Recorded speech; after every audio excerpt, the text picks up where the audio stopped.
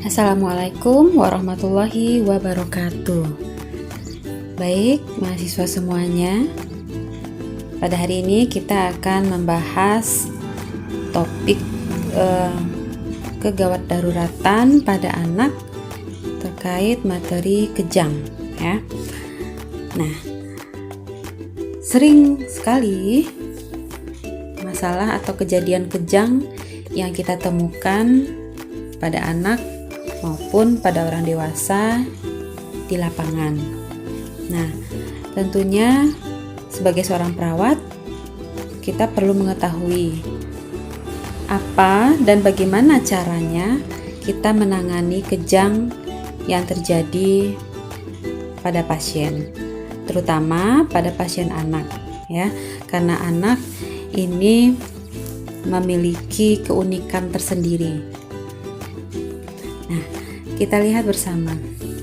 Kejang itu merupakan keadaan emergensi mendadak ya, dan tanda bahaya yang sering terjadi pada anak ini salah satunya adalah kejang. Kejang dapat menyebabkan hipoksia pada otak.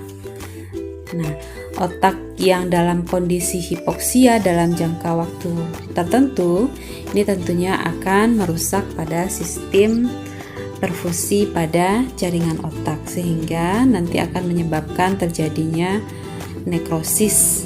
Nah, sehingga menyebabkan sistem persarafan di otak menjadi terganggu.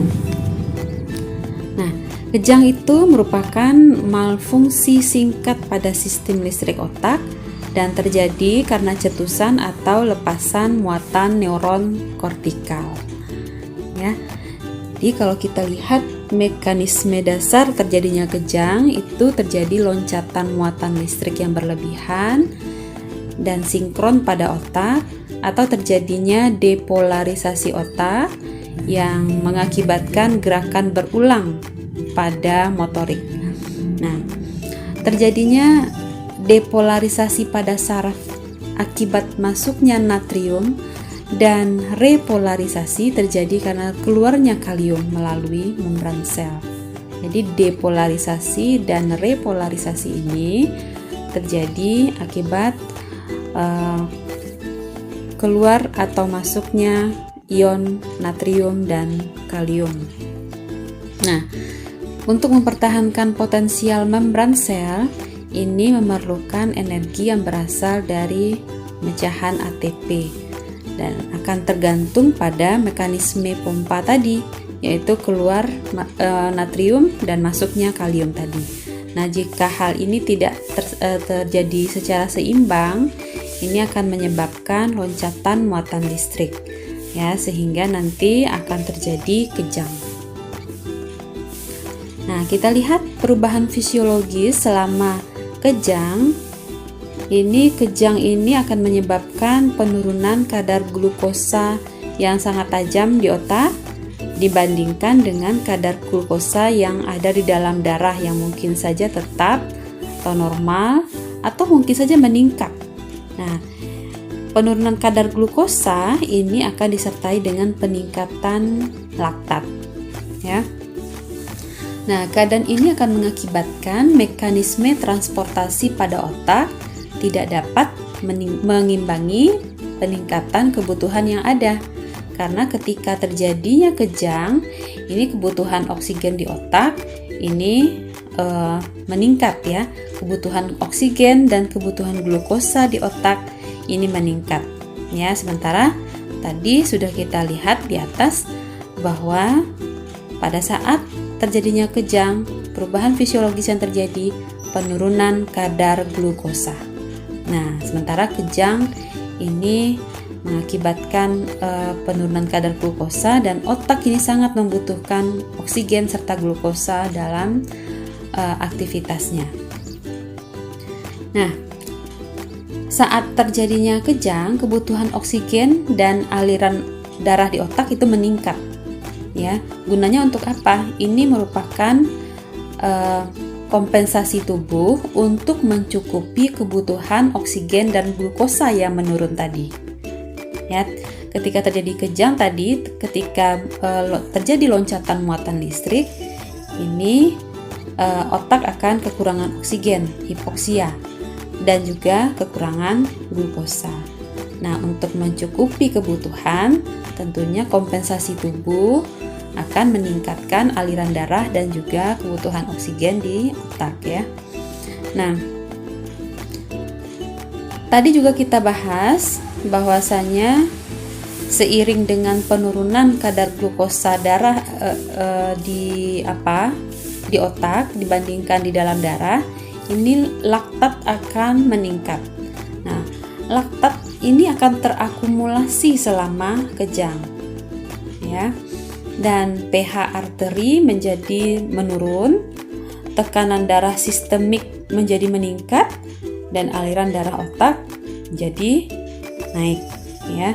Nah, ini perubahan fisiologis yang akan terjadi pada anak yang mengalami kejang. Nah, kemudian kita lihat kejang itu bermacam-macam, ya. Kejang ada yang disebabkan oleh demam, ada juga kejang tanpa disertai dengan demam, ya. Nah, kita bahas yang pertama, kejang yang disertai dengan demam.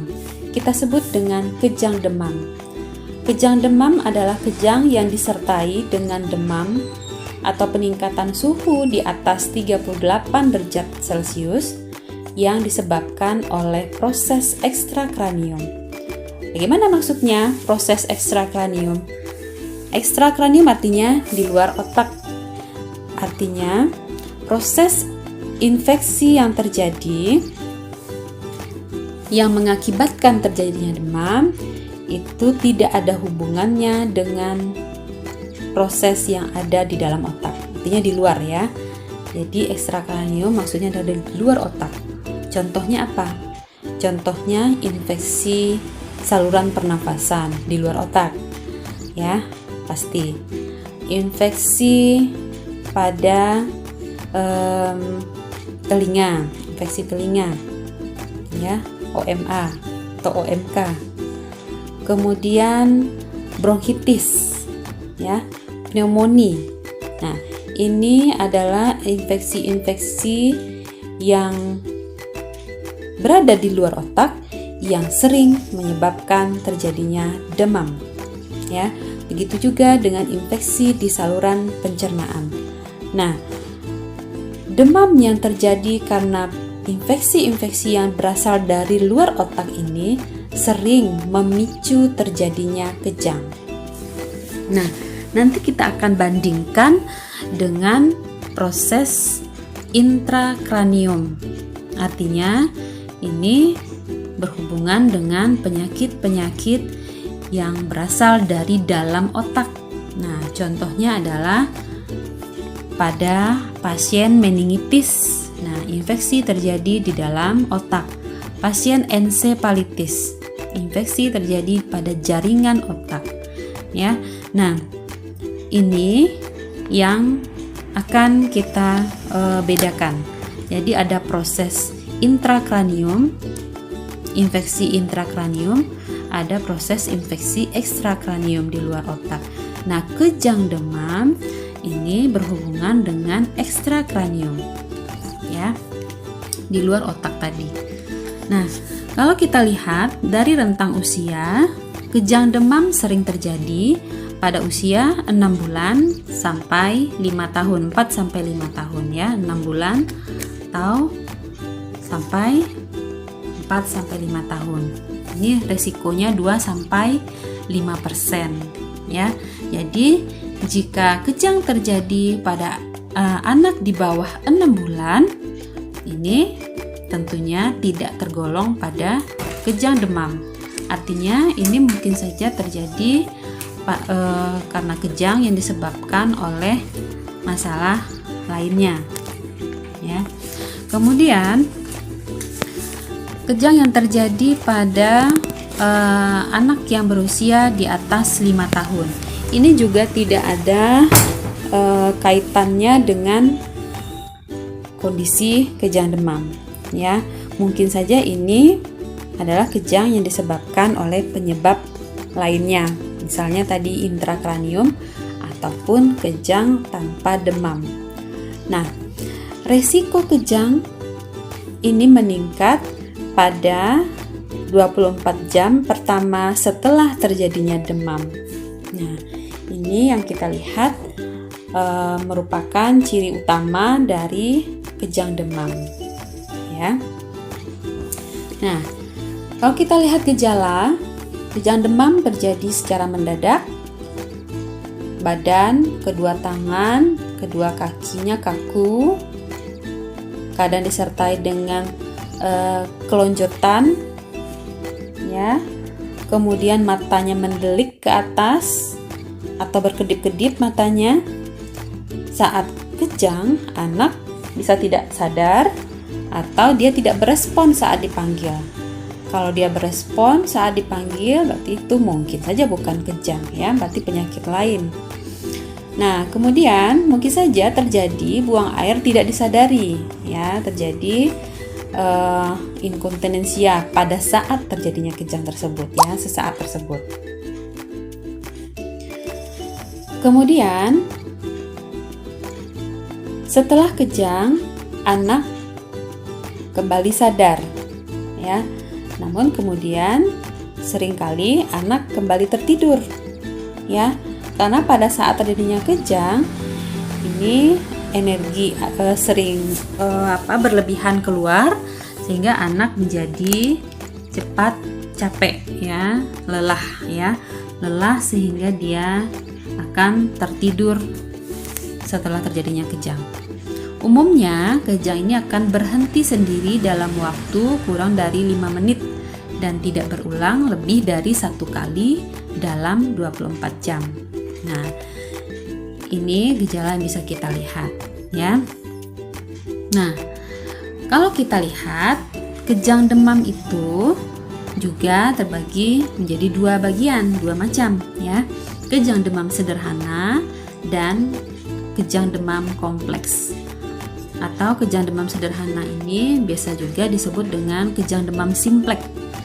Jadi kejang demam simplek dan kejang demam kompleks. Nah, untuk kejang demam simplek atau sederhana, ini kita akan merujuk pada kriteria Livingstone untuk menilai kondisi kejang demam sederhana. Nah, di luar kriteria Livingstone, ini kita namakan kejang demam kompleks, di mana kejangnya terjadi lebih lama, biasanya lebih dari 15 menit. Nah, kejangnya itu pada satu sisi atau kejang umum, tapi didahului kejang pada satu sisi. Jadi satu sisi bagian anggota tubuhnya kejang terlebih dahulu, kemudian diikuti setelah itu dengan kejang di seluruh anggota tubuh. Kejang ini biasanya berulang atau lebih dari 1 kali dalam 24 jam. Nah, kalau ada 3 ataupun salah satu dari kriteria ini kita masukkan dalam kejang demam kompleks, ya. Kalau kejang demam simplek atau sederhana, kita merujuk pada kriteria Livingstone. Nah, apa itu kriteria Livingstone? Ini dia. Yang pertama, umur anak ketika terjadinya kejang pertama antara 6 bulan sampai 4 atau 5 tahun, ya, dari segi umur. Berarti kalau di bawah 6 bulan mungkin saja dia tergolong pada kejang demam kompleks, ya, atau di atas 5 tahun juga mungkin kejang demam kompleks, ya. Yang kedua, kejang berlangsung hanya sebentar, tidak lebih dari 15 menit. Kalau lebih dari 15 menit itu bukan kejang demam sederhana. Yang ketiga, kejang bersifat umum, artinya kejang seluruh tubuh, tidak pada satu sisi saja. Yang keempat, kejang timbul pada 24 jam pertama. Ini yang paling sering itu 16 jam pertama setelah timbulnya demam, ya. Kemudian pemeriksaan saraf sebelum dan sesudah kejang biasanya normal, dan pemeriksaan EEG itu yang dibuat sedikitnya 1 minggu sesudahnya, itu sesudah suhu normal, itu tidak menunjukkan kelainan, jadi tidak ada kelainan EEG, ya. Kemudian frekuensi bangkitan kejang dalam 1 tahun tidak lebih dari 4 kali ya. Dalam 1 hari tidak lebih dari 1 kali. Ya, dalam 1 tahun tidak lebih dari 4 kali ya. Ini yang kita masukkan dalam kriteria Livingstone untuk mengenali kejang demam sederhana. Nah, kita lanjutkan. Kecacatan akibat kejang demam hampir tidak ada. Nah, sebagian besar anak yang mengalami kejang demam itu tumbuh dan berkembang dengan normal ya. Namun, kejang yang terjadi secara berulang dan semakin lama kejang berlangsung lebih dari 15 menit tadi, itu semakin besar, semakin tinggi resiko terjadinya kerusakan pada otak, dan ini akan berdampak pada terjadinya kelainan neurologik pada otak. Ya. Nah, kemudian kejang ya. Kejang ini sering terjadi berulang. Ya. Nah, faktor resiko terjadinya kejang berulang ini yang pertama, riwayat kejang demam atau kejang tanpa demam atau epilepsi pada keluarga. Jadi faktor herediter ini menjadi salah satu faktor yang beresiko untuk terjadinya kejang demam. Ada riwayat kejang di dalam keluarga. Kemudian usia pada saat terjadinya kejang yang pertama itu kurang dari 12 bulan. Ya, jadi semakin kecil usia anak saat terjadinya kejang, itu resiko terjadinya kejang berulang semakin meningkat. Ya. Kemudian suhu tubuh biasanya kurang dari 39 derajat saat kejang yang pertama, resiko kejang berulangnya semakin besar. Artinya semakin kecil ambang suhu terjadinya kejang, ini resiko kejang berulang semakin meningkat. Jadi masing-masing anak itu dia memiliki ambang suhu yang berbeda-beda yang dapat memicu terjadinya kejang. Ada anak yang suhu 38 derajat Celcius dia sudah terjadi kejang. Ada juga mungkin anak udah 40 derajat Celcius suhunya, itu nggak apa-apa, tidak ada kejang ya. Jadi faktor-faktor yang menyebabkan terjadinya kejang itu banyak juga ya. Salah satunya adalah herediter atau keturunan ya. Nah, jadi semakin rendah ambang suhu terjadinya kejang yang pertama, ini tentunya akan meningkatkan risiko terjadinya kejang berulang semakin sering pada anak. Jadi saat anamnesis nantinya, ini merupakan catatan atau hal yang penting ditanyakan pada orang tua, kapan atau umur berapa anak pertama kali kejang, kemudian di suhu berapa pertama kali kejang terjadi. Nah, semakin rendah ambang kejangnya, risiko kejang berulangnya semakin tinggi. Artinya ini perlu antisipasi dari orang tua maupun tenaga kesehatan dalam melakukan perawatan, sehingga kita mengharapkan tentunya kejang berulang ini tidak terjadi ya. Karena kalau semakin sering terjadinya kejang berulang, ini risiko terjadinya kerusakan pada otak semakin meningkat ya. Kemudian jarak waktu yang singkat antara mulai demam dengan terjadinya kejang. Kalau tadi kita lihat untuk kejang demam sederhana, kejang terjadi pada waktu kurang dari 24 jam terjadinya demam. Kalau dalam kriteria Livingstone pada umumnya terjadi sebelum 16 jam pertama setelah demam.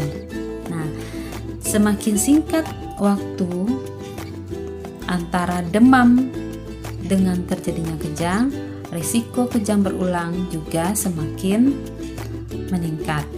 Contohnya, jika anak A ini dia mengalami kejang 4 jam setelah terjadinya demam dia kejang, ya. Kemudian anak B dia kejang pada 20 jam setelah terjadinya demam.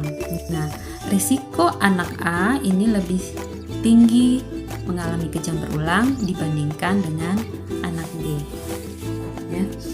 Nah, kemudian kejang demam pertama merupakan kejang demam kompleks.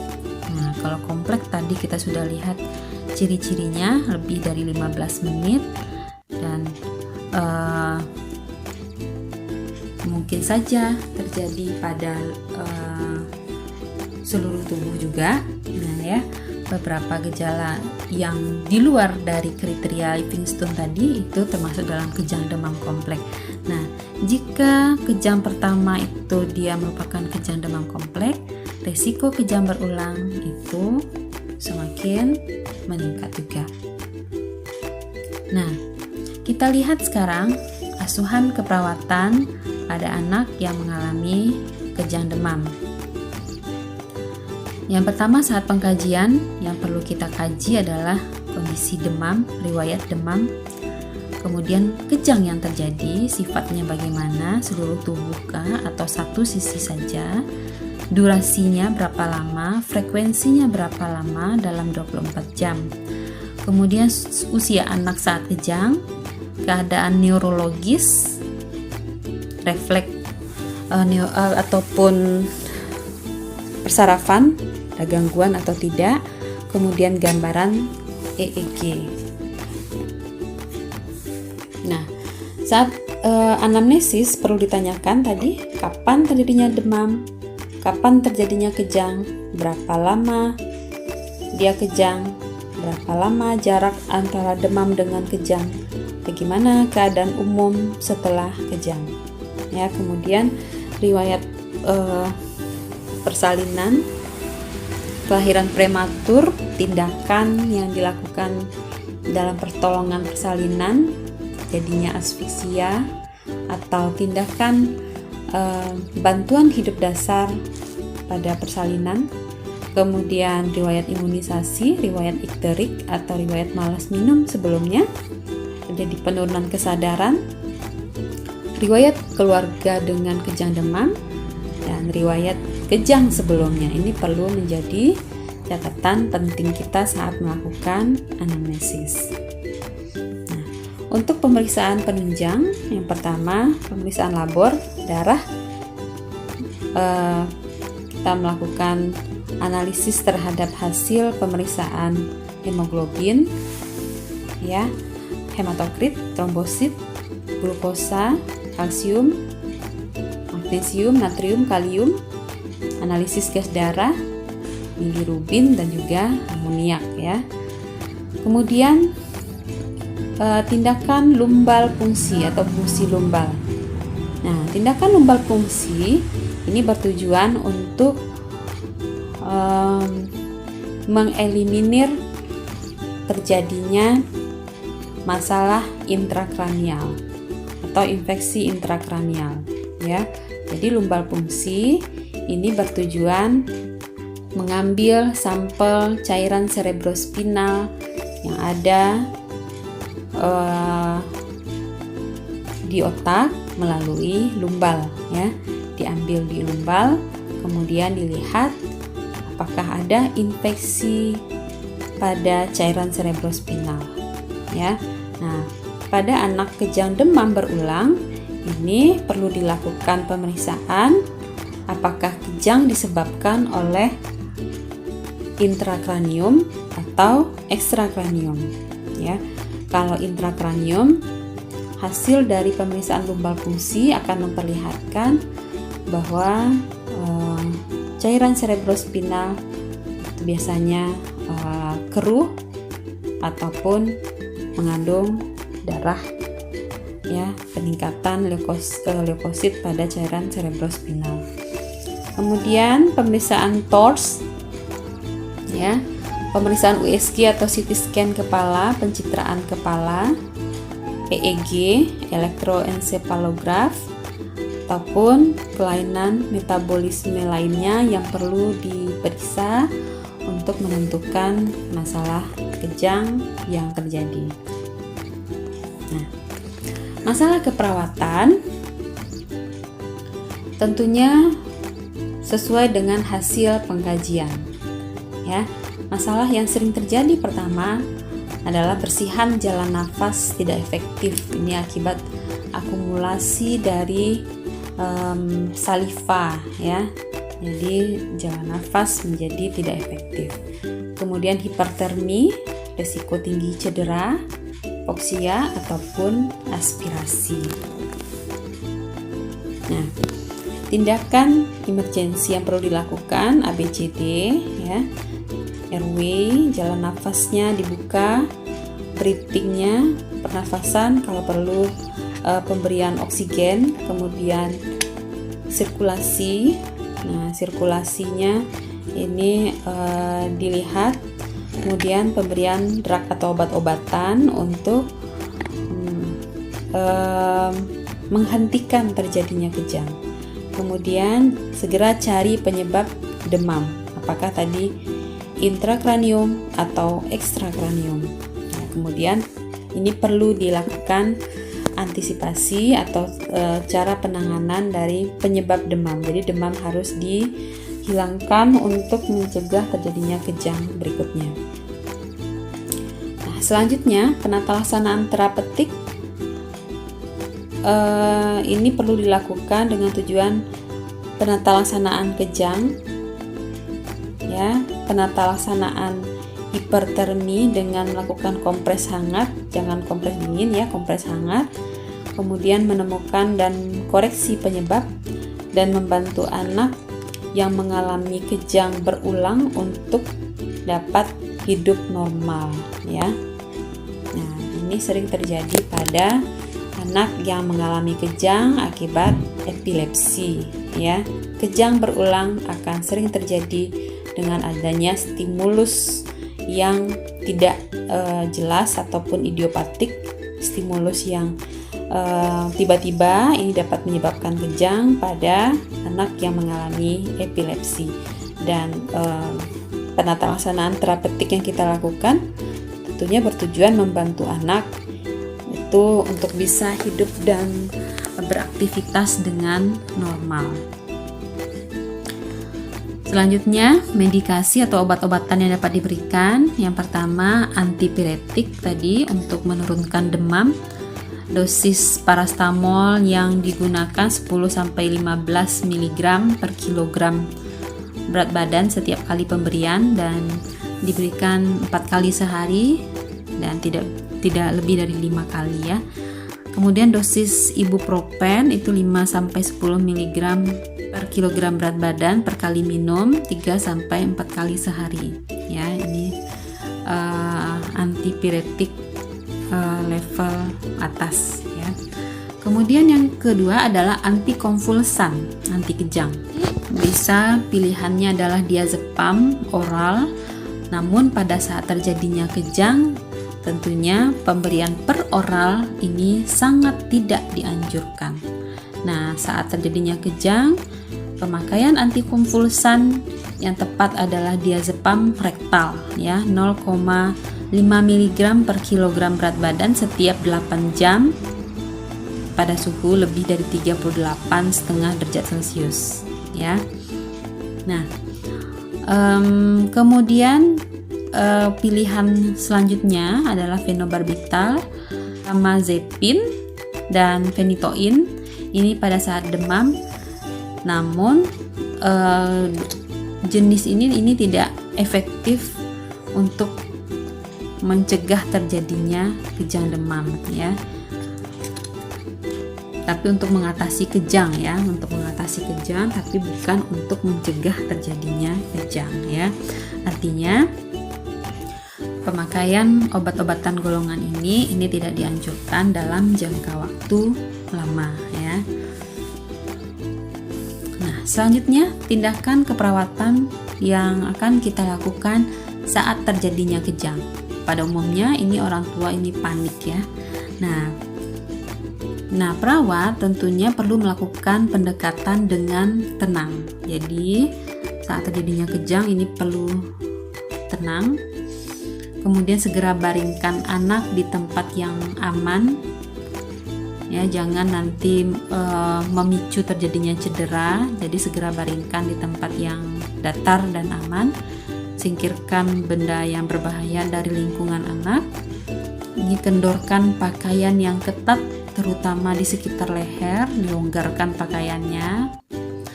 Kemudian letakkan bantal atau sangga dengan tangannya sendiri juga bisa.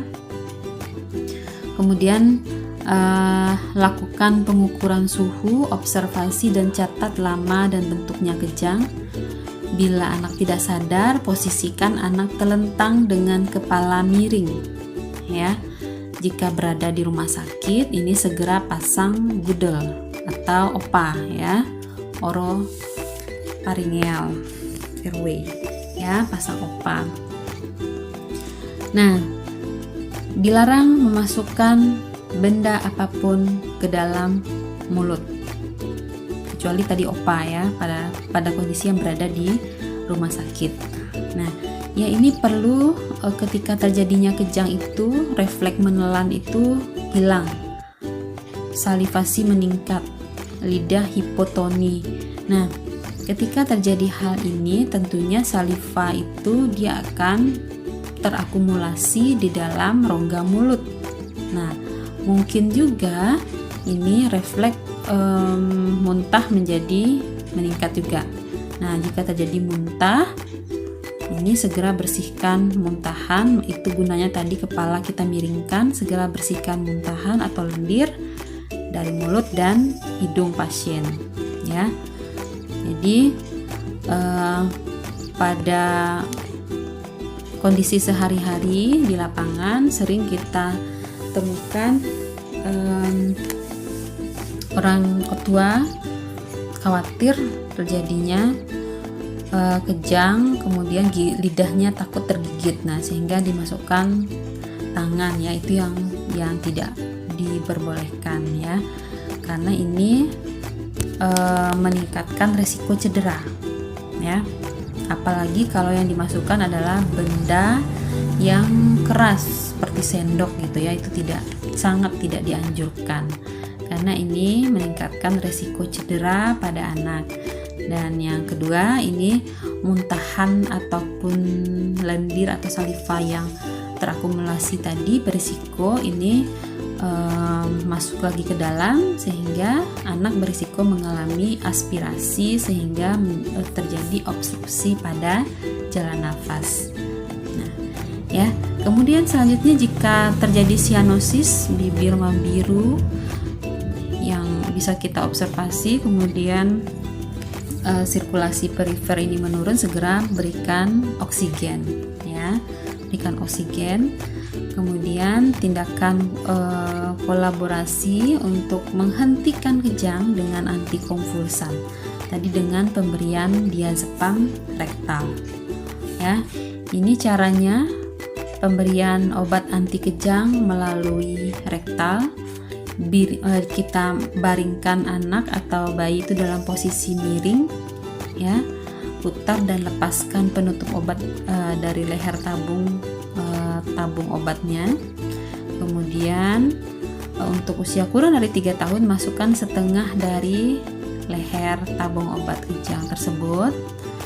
Kemudian masukkan tubnya atau leher tabung obatnya itu ke dalam anus, ya.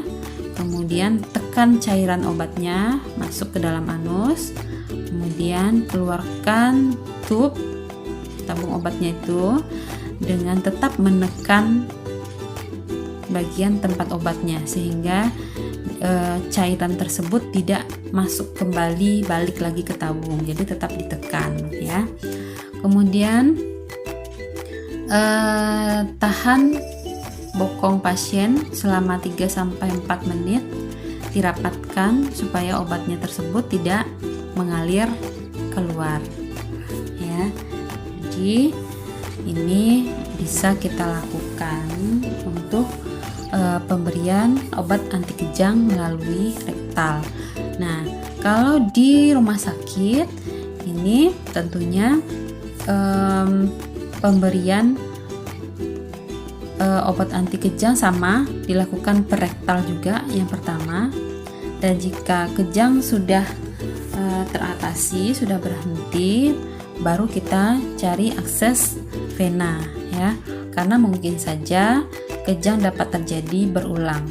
Nah, jika terjadi kejang lagi, kalau sudah kita sudah mendapatkan akses vena, sudah terpasang infus, obat kejang, anti kejang dapat dilakukan dengan intravena ya, dengan dimasukkan melalui intravena.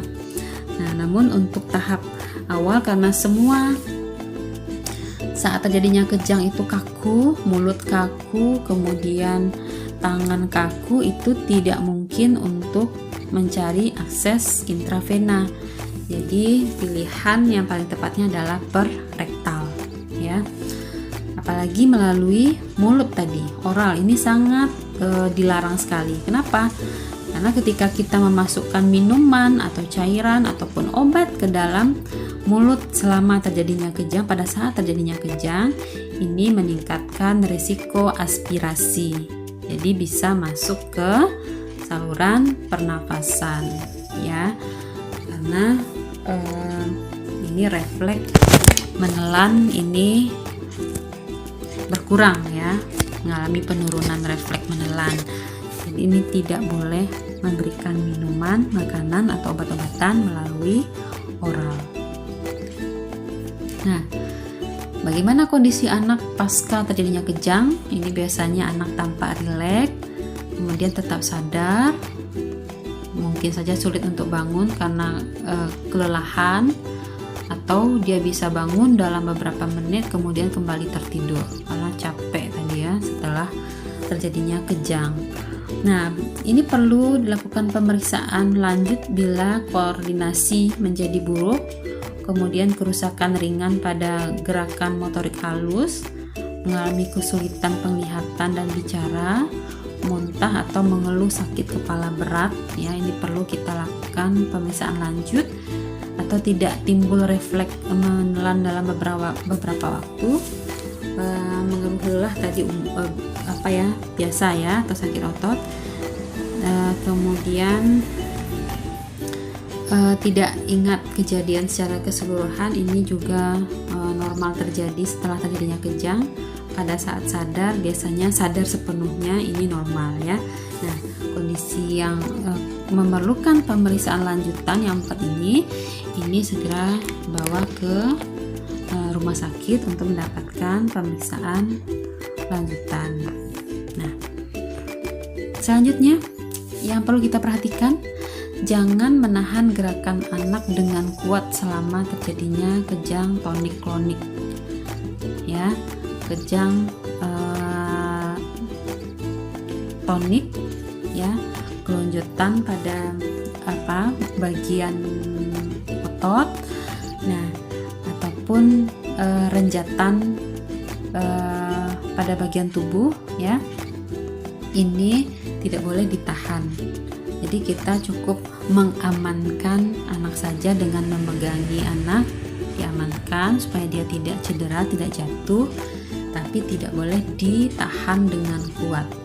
Jangan melawan gerakan kejang, karena ini akan menyebabkan gangguan nanti pada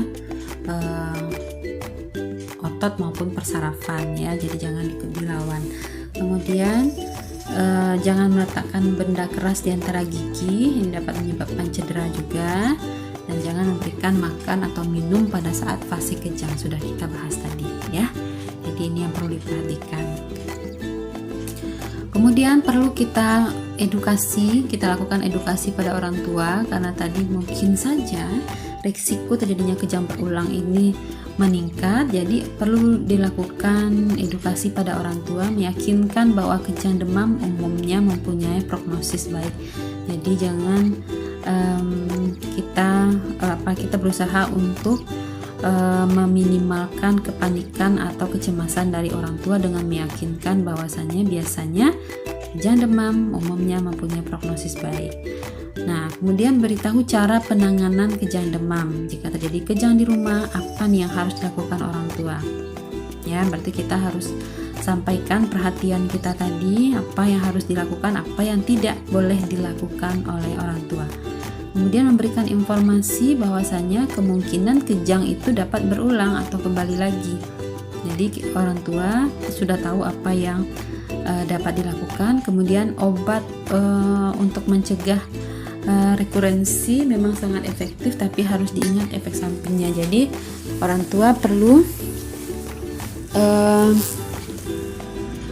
ada persediaan obat anti kejang ya pada anak dengan kejang. Itu biasanya dokter akan meresepkan obat anti kejang, diazepam rektal untuk persediaan di rumah. Nah, yang paling penting bahwasanya di rumah orang tua perlu menyiapkan termometer ya, perlu mengukur suhu saat terjadinya demam ya. Pada umumnya sekarang rumah-rumah ini sudah menyediakan termometer karena harganya juga tidak mahal, bisa terjangkau 12.000 ya, sudah bisa dapat. Jadi itu yang perlu kita edukasi pada orang tua. Sebaiknya orang tua memiliki persediaan termometer di rumah untuk antisipasi terjadinya demam pada anak. Nah, sehingga nanti orang tua ketika suhunya sudah mendekati pada ambang kejang yang sebelumnya, ini orang tua bersiap-siap. Nah, bagaimana upaya untuk menangani kejang tersebut ya? Tentunya upaya yang pertama yang perlu dilakukan adalah menurunkan suhu ya, lakukan kompres. Nah, pencegahan terjadinya kejang meliputi antisipasi serta penata laksanaan yang tepat terhadap faktor risiko dan penyakit yang mendasari kejang. Dan diagnosis yang cepat dan terapi yang tepat merupakan hal yang penting, karena pengenalan kondisi yang terlambat meskipun dia ditangani dengan baik, ini akan meninggalkan sequel atau gejala sisa pada sistem persarafan jika terlambat ya. Jadi perlu dilakukan penanganan secara tepat dan cepat. Nah, baik, mungkin demikian. Jadi kejang demam pada anak ini merupakan suatu kondisi yang berbahaya, dan hal ini juga nanti akan ada andil atau pengaruh terhadap kerja dari pompa jantung, karena nanti akan meningkatkan aliran darah ke otak sehingga jantung tentunya akan bekerja atau memompa darah lebih kuat ya. Nah, ini kondisi-kondisi emergensi ini berkaitan erat dengan kerja kardio ya. Jadi kenapa ini kejang demam kita bahas pada mata kuliah ini? Tentunya ada kaitannya kondisi terjadinya kejang nanti dengan kerja dari jantung. Baik, demikian yang dapat kami sampaikan. Tentunya semoga materi ini dapat bermanfaat bagi kita semua dan dapat juga diterapkan nanti di saat praktek maupun di lingkungan rumah, di lingkungan sehari-hari. Terima kasih. Assalamualaikum warahmatullahi wabarakatuh.